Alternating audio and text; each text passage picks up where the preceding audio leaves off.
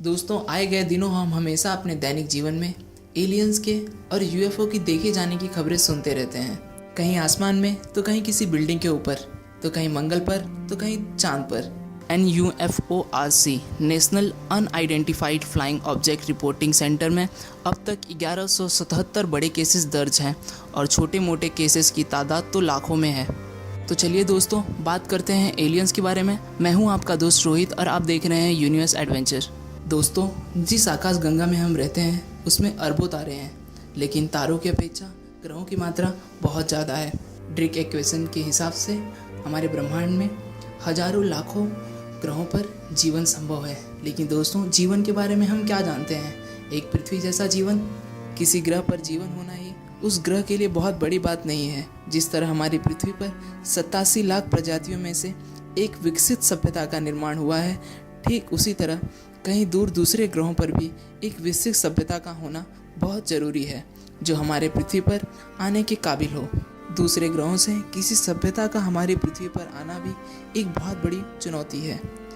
जैसे कि दोस्तों, हम जानते हैं कि लाइट की स्पीड से तेज़ यात्रा करना भौतिक विज्ञान और थ्योरी ऑफ रिलेटिविटी के खिलाफ है। चलिए दोस्तों, मान लेते हैं कि ब्रह्मांड में कोई ऐसी सभ्यता है जिसने स्पेस और टाइम को बहुत अच्छी तरह से समझ लिया है और वो हमारे पृथ्वी पर हजारों लाखों लाइट ईयर दूर से आ भी जाती है। लेकिन दोस्तों, अब यहाँ समय की बाधा आ जाती है। हमारी पृथ्वी 4.543 अरब साल पुरानी है। इनमें से दोस्तों हमारा 3 या 4 हज़ार साल पृथ्वी के 4 अरब सालों में से 1 सेकंड के भी बराबर नहीं है। क्या पता वो आदिमानव या डायनासोर के युग में आए हों। जिस तरह दोस्तों हमारी पृथ्वी पर करोड़ों साल पहले डायनासोर जैसी विशालकाय प्रजाति का विकास हो सकता है, उसी तरह कहीं दूर ब्रह्मांड में एक विकसित सभ्यता का भी निर्माण होना भी संभव है।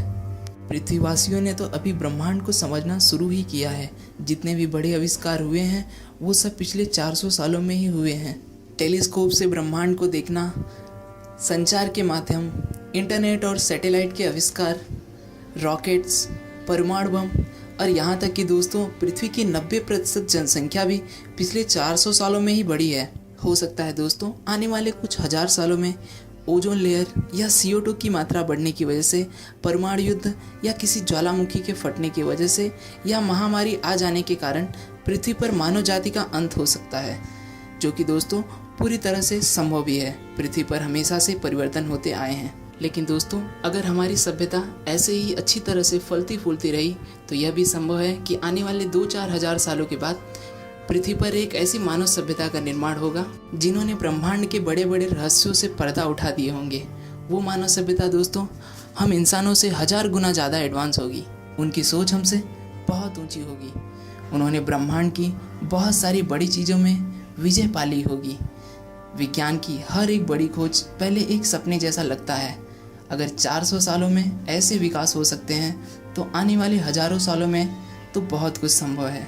उम्मीद है दोस्तों आपको यह वीडियो पसंद आया होगा। लाइक करें दोस्तों, कमेंट करें, और अगर आप हमारे यूनिवर्स एडवेंचर के फैमिली का हिस्सा बनना चाहते हैं तो प्लीज़ सब्सक्राइब करें ताकि आप आने वाले वीडियो को बिना रुके देख सकें।